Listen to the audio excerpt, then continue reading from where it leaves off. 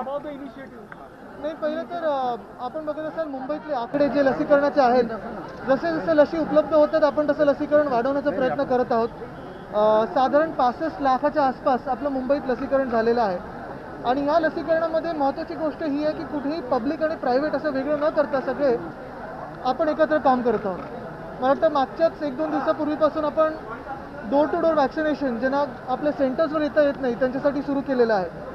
आजचा महत्त्वाचा एक टप्पा आहे, कारण आज रिलायन्स फाउंडेशननी आणि ऑफकोर्स डॉक्टर तरंग आमच्यासोबत आहेत, पूर्ण त्यांचा स्टाफ आहे, पण हे BMC सोबत आपण टायअप करून मुंबईत पुढच्या 28 दिवसात 1.5 लाख लसी उपलब्ध करून देण्याचं त्यांनी ठरवलेलं आहे. तसं आज वॅक्सिनेशन सुरू झालेलं आहे.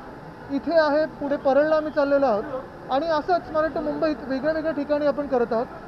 मुख्य गोष्ट ही आहे की तिने पूर्णपणे मोफत ही लस उपलब्ध करून दिलेली आहे आणि हा पहिला टप्पा आहे. मी खरोखर त्यांचे आभार मानतो, कारण प्रायव्हेट हॉस्पिटल्सनी असं जर पुढे येऊन BMC आणि राज्य सरकारला मदत केली तर जेवढं लसीकरण आपल्याला वाढवायचं आहे पुढच्या 1-2 महिन्यामध्ये आणि जेवढं पॉप्युलेशन कव्हर करायचं आहे तेवढं सोपेपणे आपण कव्हर करू शकतो. कारण ह्याच्यात नुसतं लसी नाही तर त्यांच्यासोबत त्यांचे डॉक्टर्स, त्यांचे नर्सेस, त्यांचा पूर्ण स्टाफ सोबत येत असतो. आणि जे काही आपण आज बूथ इथे बघताय तसं वेगळ्या मुंबईच्या आपण भागामध्ये असे बूथ्स लावून लसीकरण करणार आहोत. आणखी कोणत्या कंपन्या, खाजगी कंपन्या CSR फंडातून अशा प्रकारे पुढे येत आहेत? मला वाटतं पुढच्या आठवड्यात आम्ही एक बैठक लावत आहोत. आज जसं रिलायन्स फाउंडेशन स्वतःहून पुढे आलेलं आहे आणि त्यांनी सांगितलं की आम्हाला मुंबईत लसीकरण करायचं आहे, वाढवायचं आहे आणि इतर महाराष्ट्रात देखील वाढवायचं आहे. तसं इतर पुढच्या आठवड्यात आम्ही मागच्याच आठवड्यात निर्णय घेतला की सगळे जे प्रायव्हेट हॉस्पिटल्स आहेत त्यांना सोबत घेऊन एक बैठक करणार आहोत, जे CSR मधून देऊ शकतात किंवा ज्यांना इतर कॅम्प्स लावायची गरज आहे पण अजून लावता आलेलं नाहीत त्यांना. कारण आता लसीचा स्टॉक जो आहे, लसीची पण एक्सपायरी डेट असते आणि महत्त्वाची गोष्ट म्हणजे लवकरात लवकर लसी या लोकांपर्यंत पोहोचणं गरजेचं असतं.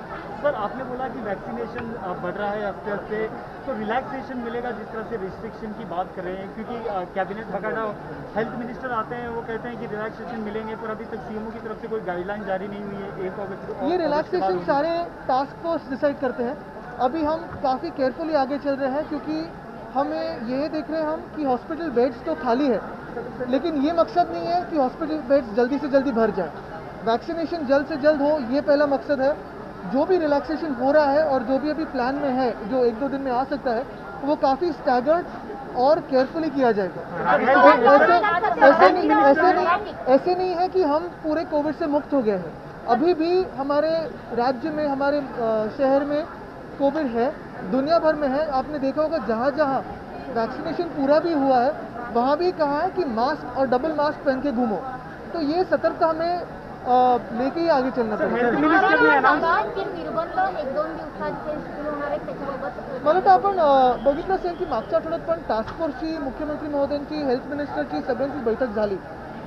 1-2दा बैठक झाली. ह्याच्यात एकच आहे की जगभरात जे आता ट्रेंड दिसत आहेत, वॅक्सिनेशन झाले तिथे देखील अजून काळजीपूर्वकच उघडणं गरजेचं आहे. काही ठिकाणी जिथे केसेस वाढले तिथे परत मास्क घालण्याची गरज सांगितलेली आहे.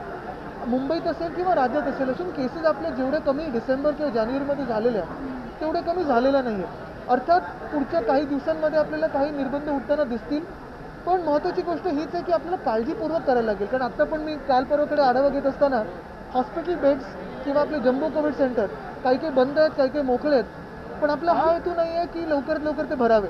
आपल्या लोकांना त्यांच्यापासून दूर ठेवायचं आणि कोणालाही कोविड होणार नाही ह्याची दक्षता घ्यायची. काळजीपूर्वक आपण उघडू, पण निश्चितपणे ह्या आठवड्यामध्ये आपण बघाल की काही महत्त्वाचे निर्णय घेतले जातात.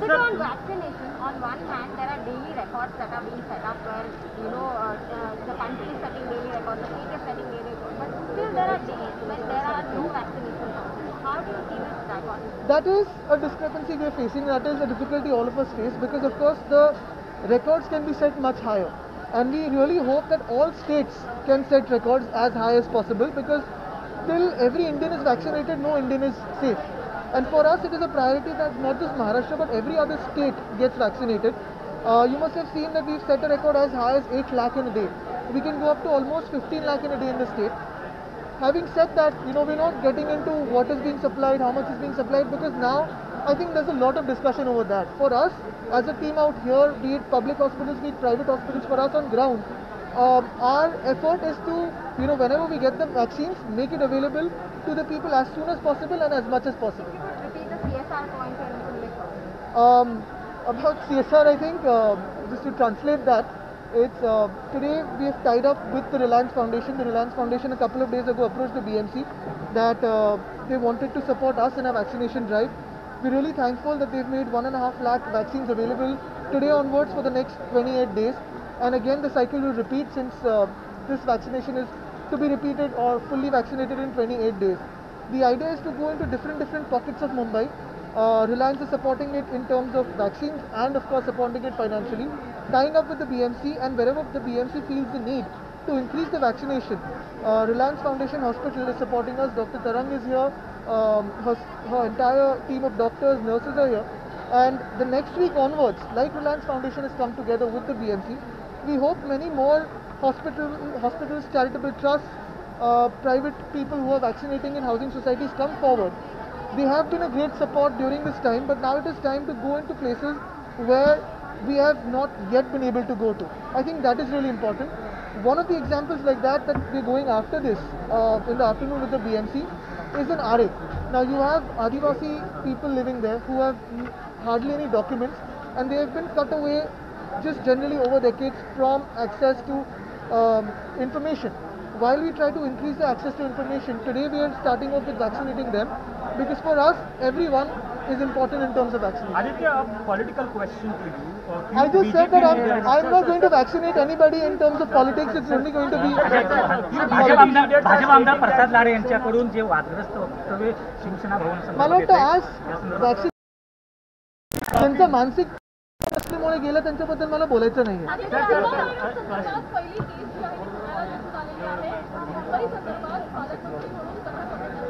मला वाटतं ह्याच्यावर दक्षता आपण पूर्णपणे घेत आहोत. हा व्हेक्टर बॉर्न डिसीज आहे. खूप महत्त्वाचं आहे की आपण सगळ्यांनीच काळजीपूर्वक राहावं, कारण आता जसं सांगितलं की निर्बंध पण आपण उठवणार आहोत, काळजीपूर्वक घेत आहोत.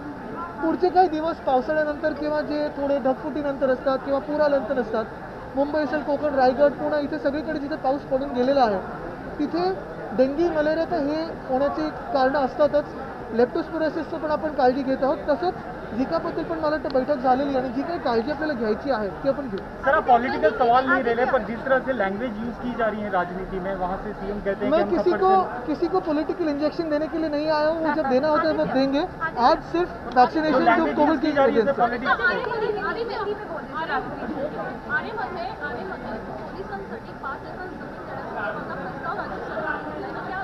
मला तर त्याच्यावर नंतर चर्चा करू. आज आरेमध्ये महत्त्वाची गोष्ट म्हणजे आपण वॅक्सिनेशन करायला चाललेलो आहे.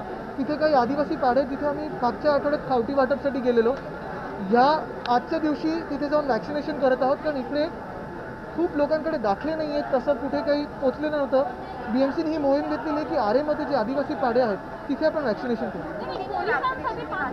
त्याच्यावर आपण नंतर चर्चा करू. तो प्रस्ताव तर येऊ द्या. आई भवानीचा गजर म्हणजे